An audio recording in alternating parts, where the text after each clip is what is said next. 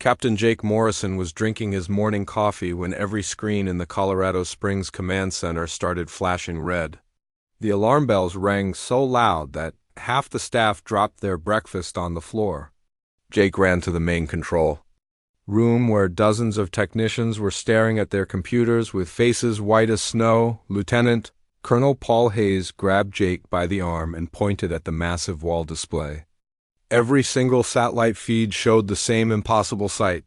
Huge ships hung in the sky above every major city on Earth. The ships were so big they blocked out the sun in some places. People were running in the streets below while pointing up at the sky. Dr. Lisa Rodriguez rushed into the room carrying her tablet and breathing hard. She had been sleeping in the lab again working on her alien life research. Now it looked like her research was about to become very real and very urgent. She showed Jake her readings and shook her head in disbelief. The energy signatures coming from those ships were unlike anything she had ever seen. President Susan Carter appeared on every communication device on the planet at the same time.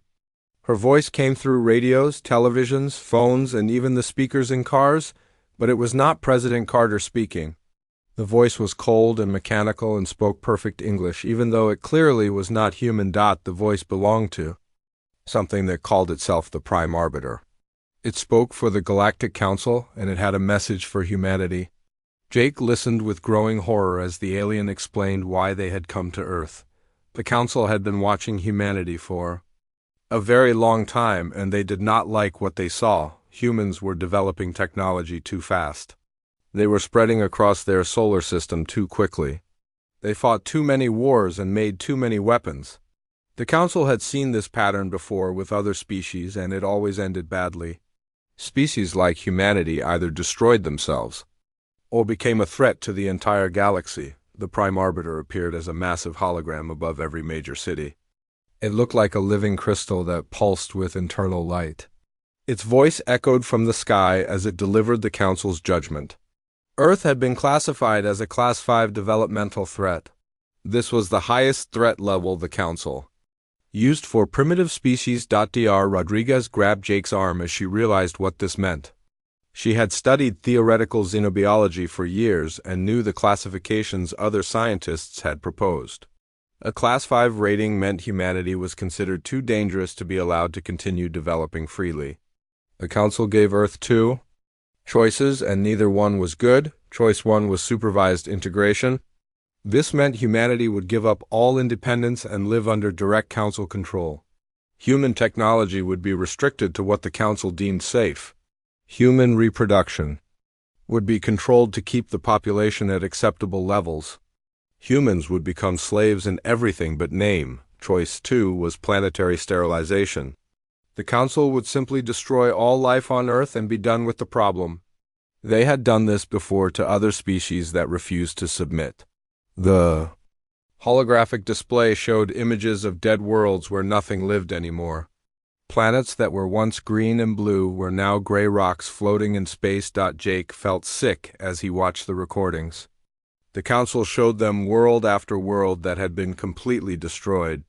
Some of the dead planets looked almost exactly like Earth. One even had continents that looked familiar. It was like seeing Earth's possible future written in ash and radiation. The Council gave humanity 72 hours to decide.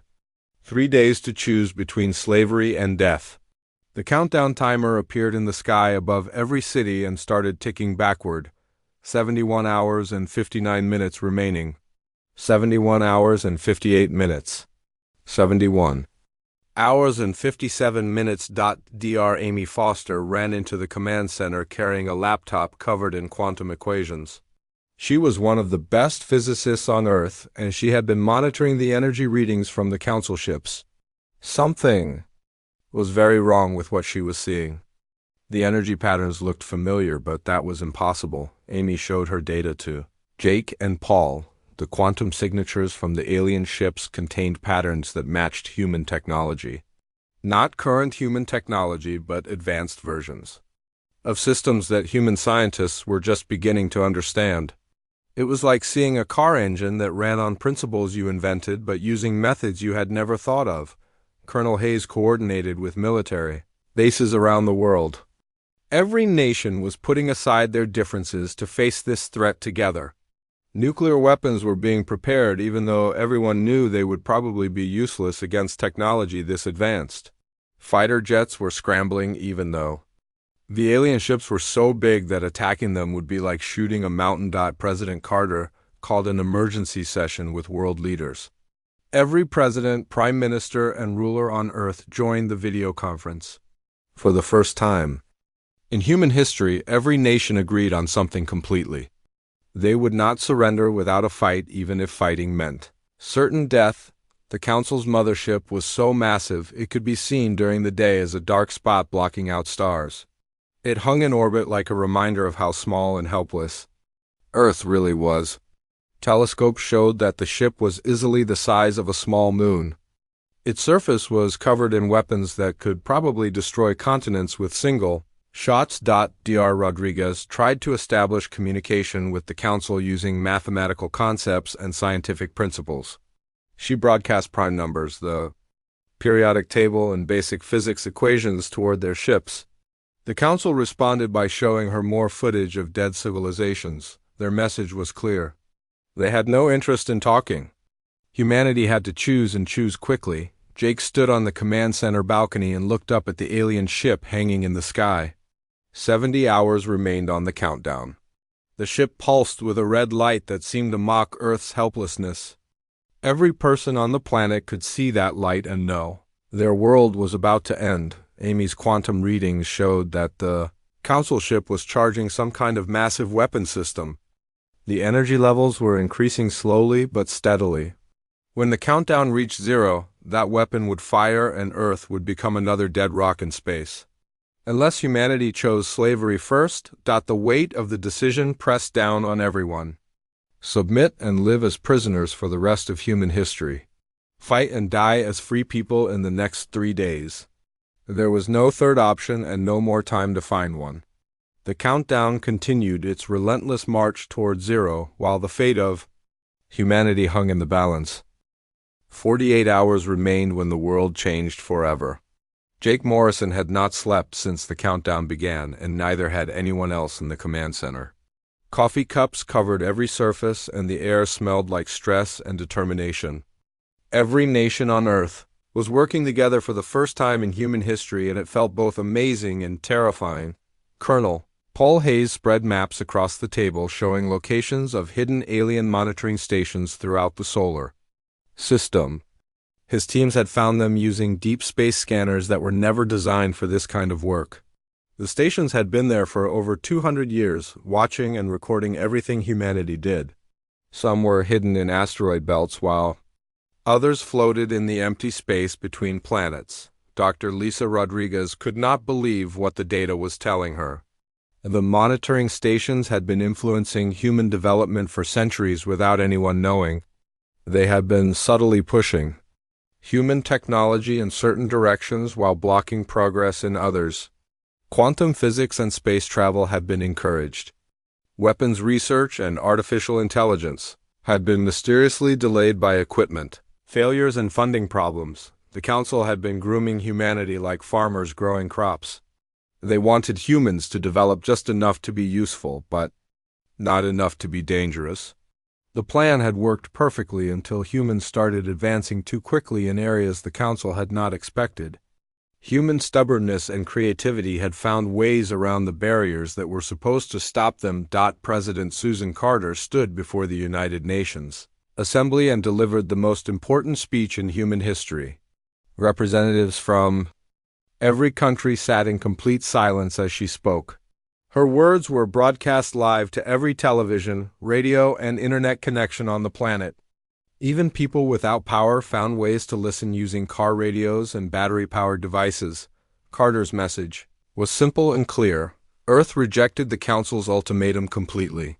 Humanity would not submit to alien rule no matter what the consequences might be. She said that freedom was worth dying for, and that humans would rather face extinction as a free species than live forever as galactic slaves. The speech lasted only 10 minutes, but every word hit like thunder. The reaction from the Council was immediate and terrifying. They broadcast new footage showing the destruction of species that had defied them before. The images were so detailed and horrible that many people had to stop watching. Entire civilizations had been reduced to radioactive dust in a matter of hours. Planets that once held billions of lives were now empty wastelands where nothing could ever grow again. One of the destroyed species looked remarkably similar to early humans. They had walked upright and used tools and built cities just like Earth's ancestors had done. The Council showed their final moments in graphic detail. The species had tried to fight back using nuclear weapons and conventional armies.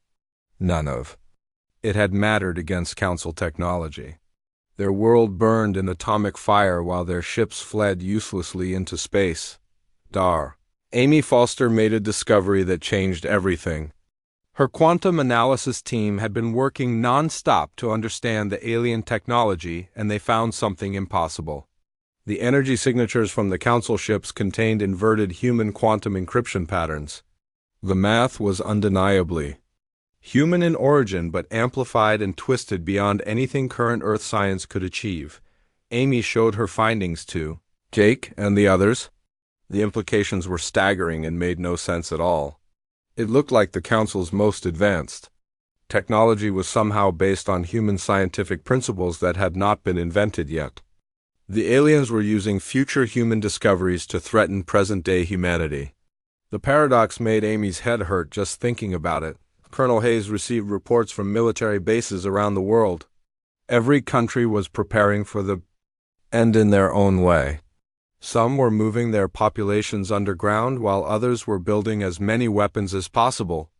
A few nations were sending their best scientists and cultural treasures to hidden bunkers in hopes that something of humanity might survive what was coming. The Council ship in orbit began powering up its main weapon system. Amateur astronomers with backyard telescopes could see the energy building up along the ship's hull. The glow was getting brighter every hour, and the radiation readings were off the charts. When that weapon fired, it would make nuclear bombs look like firecrackers.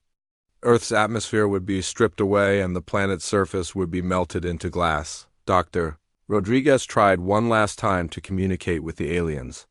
She broadcast humanity's greatest achievements toward their ships. Music by Mozart. And Beatles songs, images of human art and literature. Mathematical proofs and scientific discoveries. Video messages from children asking why the aliens wanted to hurt Earth. The Council's response was to show more footage of dead worlds and increase their weapon charging rate. Jake stood in the command center watching the countdown timer. 36 hours remained, and the red numbers seemed to pulse faster with each passing minute. The weight of humanity's decision pressed down on everyone like a physical force. They had chosen to die free rather than live as slaves, and now that choice was becoming real. People around the world reacted differently to the approaching end. Some prayed in churches and temples while others partied in the streets. Families came together to spend their final hours while strangers helped each other prepare for what might come. There was surprisingly little panic and chaos. Humans had made their choice, and most seemed at peace with it. Amy's team detected quantum fluctuations coming from the direction of the galactic core. The readings were faint but showed patterns that matched the inverted human signatures from the Council ships. Something massive was moving through space at speeds that should have been impossible. The energy level suggested technology even more advanced than what the Council possessed. The alien weapon continued charging while Earth's countdown timer ticked toward zero. 24 hours remained when the Council broadcast their final message. The Prime Arbiter appeared once more above every city and delivered humanity's death sentence. Earth had chosen extinction, and the Council would grant that wish. Planetary sterilization would begin the moment the countdown reached zero. Jake looked up at the alien ship hanging in Earth's sky like a sword waiting to fall. The weapon glow was visible even in daylight now, and growing brighter by the hour. In one day, that light would expand to engulf the entire planet and erase 4 billion years of evolution in minutes. Humanity had made its choice, and there was no going back. Jake Morrison was staring at the countdown timer when everything changed in an instant. The numbers showed 11 hours and 47 minutes remaining when the impossible happened. Every screen in the command center went completely white for exactly 3 seconds. When the displays came back online, the alien ships were gone, not destroyed, not retreating, not hiding behind some kind of shield. Simply gone as if they had never existed at all. The massive mothership that had been blocking out stars was no longer there. The smaller ships hovering above cities around the world had vanished without leaving so much as a heat signature. Even the countdown timer had disappeared from the sky. Colonel Paul Hayes ran to the sensor stations and started shouting orders at his technicians. Every radar system, satellite feed, and deep space scanner was focused on the area where the Council fleet had been floating just moments before. The readings showed absolutely nothing. Empty space filled only with familiar stars and planets that had always been there.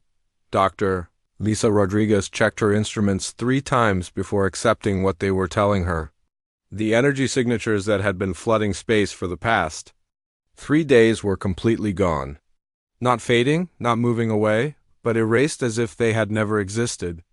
The quantum resonance patterns that had been so strong just minutes ago showed no trace of alien technology anywhere in the solar system. President Susan Carter was in the middle of a phone call with the Chinese premier when her aide burst into the room with the news. At first, she thought it might be some kind of trick or test by the Council. Maybe they wanted to see how humanity would react to a false reprieve before delivering the final blow. But as reports came in from around the world, it became clear that something truly unprecedented had occurred. Dr. Amy Foster's quantum detection equipment had been monitoring the alien ships continuously since they arrived. Her instruments recorded the exact moment of disappearance down to the nanosecond. At exactly 11 hours, 47 minutes, and 23 seconds GMT, every trace of Council presence simply ceased to exist. The energy readings did not fade or spike or change direction. They just stopped as if someone had flipped a switch. The strangest part was that Amy's equipment detected a single brief quantum signature at the moment of vanishing. The signature lasted only microseconds, but it contained energy levels that exceeded the output of entire star systems. Whatever had made the Council disappear possessed technology so advanced it made the aliens look primitive by comparison. Jake walked outside the command center and looked up at the sky where the mothership had been hanging like a dark omen for 3 days. Now there was nothing but blue sky and white clouds. Birds were singing again, and the sun felt warm on his face. It should have been a moment of pure relief, but instead he felt deeply unsettled. Something had intervened on humanity's behalf, and they had no idea what or why. News reports from around the world confirmed the same story everywhere. The alien ships above London, Tokyo, New York, and every other major city had vanished simultaneously. People in the streets were cheering and crying and hugging strangers. Church bells rang while fireworks exploded in celebration. Humanity had been saved, but nobody understood how or by whom. Colonel Hayes coordinated with military bases on every continent to search for any remaining alien technology. Teams with radiation detectors and quantum scanners combed through areas where the monitoring stations had been hidden. They found nothing at all. Even the equipment that had been broadcasting alien signals for over 200 years had vanished without leaving a trace. Dr. Rodriguez began analyzing deep space observations from telescopes around the world. If the Council fleet had somehow moved to a different location, the telescope should be able to detect them. But hours of searching revealed no alien ships anywhere within range of Earth's most powerful instruments. The Council had not relocated. They had simply ceased to exist. The most disturbing discovery came when Amy's team tried to verify their previous recordings of Council activity. The quantum signatures that had been stored in computer memory for 3 days were gone. Not deleted. Not corrupted, but missing as if they had never been recorded in the first place. Someone or something had reached backward through time and erased evidence of the Council's existence. Jake called an emergency meeting with all the key personnel. They gathered in the main conference room while Amy projected her findings on the wall display. The data showed clear evidence of temporal manipulation on a scale that should have been impossible. The timeline itself had been edited with surgical precision to remove the Galactic Council from history. President Carter addressed the world once again, but this time her message was filled with questions rather than declarations. Humanity had been saved by an unknown force that possessed godlike power over space and time. The president admitted that Earth's government had no idea who their mysterious savior might be, or what they might want in return for saving 7 billion. Livestock, the celebration in the streets gradually gave way to unease as people began to realize the implications. If something could make the entire Galactic Council disappear instantly, what did that mean for humanity's place in the universe? Were they now under the protection of an even more powerful alien force? Had they simply traded one set of cosmic masters for another? Dr. Rodriguez discovered that the Council's monitoring stations had not just vanished from the present. Deep space archaeology showed that they had been retroactively removed from the past as well. Asteroid impacts that should have hit the station centuries ago now showed different crater patterns. History had been rewritten to erase any trace of alien interference in human development. Amy found evidence that the temporal manipulation extended far beyond Earth's solar system. Her long-range quantum detectors picked up similar editing signatures from distant star systems. Entire sections of the galaxy appeared to have been modified in the same way. Someone was cleaning up evidence of the Council's existence across thousands of light years. The realization hit Jake like a physical blow. Humanity was not just dealing with advanced aliens anymore. They were caught in the middle of a conflict between being so powerful they could edit reality itself. The Council had threatened Earth with extinction, but something even more terrifying had made them disappear to protect humanity. The question that kept everyone awake was simple and horrifying. What kind of entity had the power to erase an entire galactic civilization from existence? And what did they want with Earth that was worth protecting humanity from the Council's judgment? The answers to those questions would determine whether Earth's salvation was really a rescue or just a different kind of doom. 6 months after the vanishing, Jake Morrison stood on the bridge of humanity's first interstellar spacecraft. The ship had been built using technology reverse-engineered from Dr. Amy Foster's quantum research. What should have taken decades to develop was completed in months because humans were no longer hiding their capabilities from alien observers. There were no observers left to hide from. The expedition to Alpha Centauri had taken 3 weeks using the new quantum drive system. Jake's crew of 50 included the best scientists, engineers, and explorers Earth could provide. Dr. Lisa Rodriguez led the xenorchaeology team while Colonel Paul Hayes commanded security operations.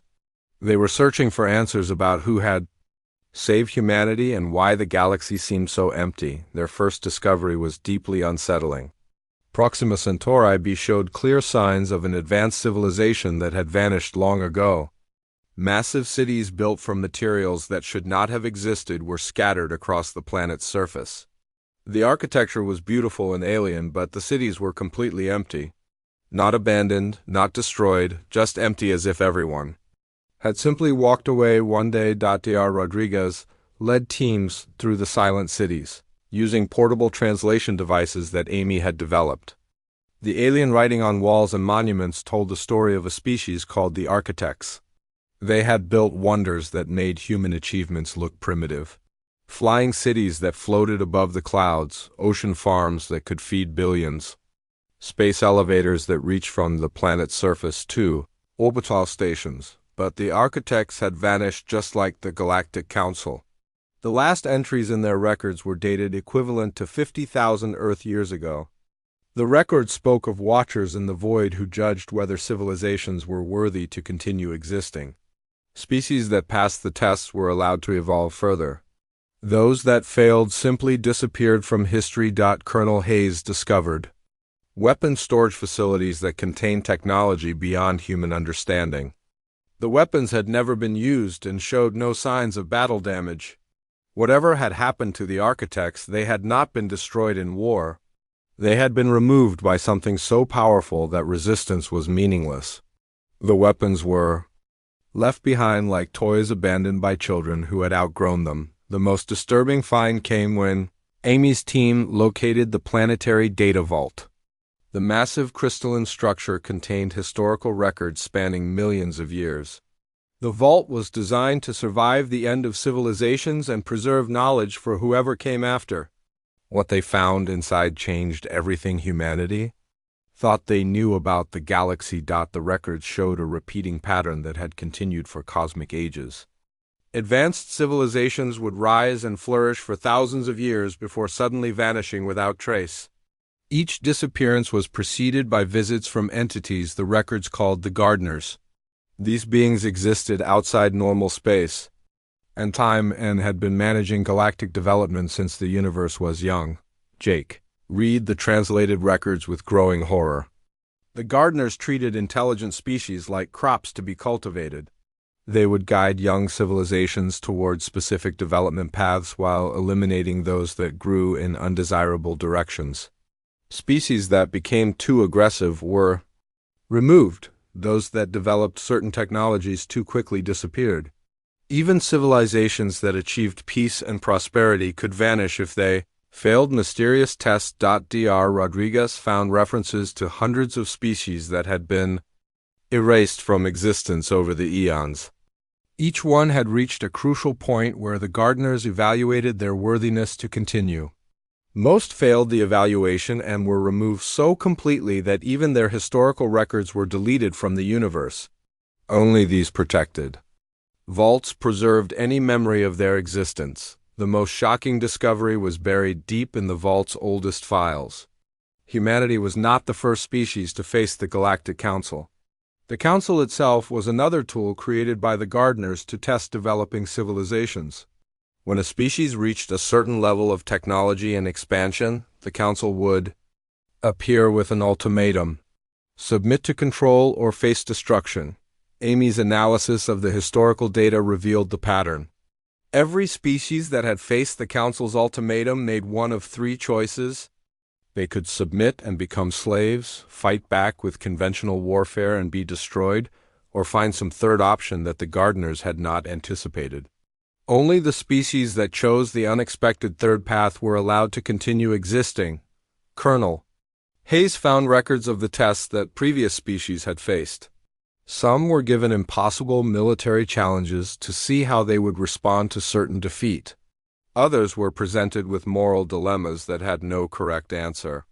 A few were threatened with extinction to see if they would choose freedom over survival.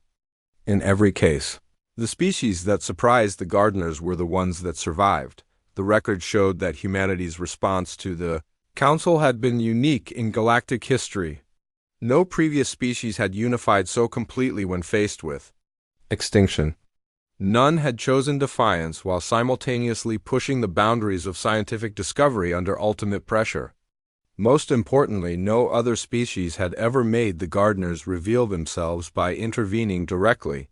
Jake realized that humanity had passed a test they did not even know they were taking. The Gardeners had expected humans to either submit or fight conventionally like every other species. Instead, humanity had done something unprecedented.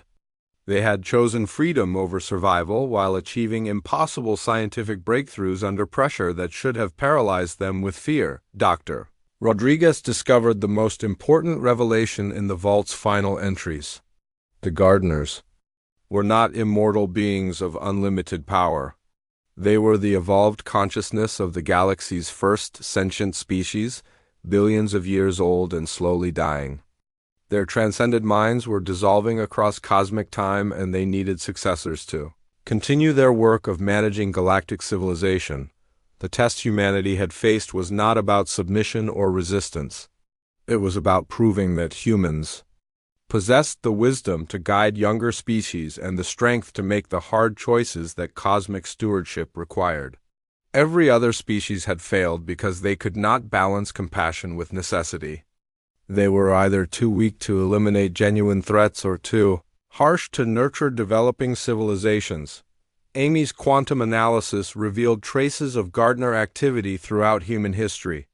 They had been subtly guiding human development for millennia. not to control humanity but to prepare them for the ultimate test. The rapid technological advancement, the global cooperation in the face of extinction, even the stubborn refusal to surrender had all been carefully cultivated traits. The expedition team stood in the alien vault surrounded by the records of countless dead civilizations. They finally understood why humanity had been saved and what was expected of them.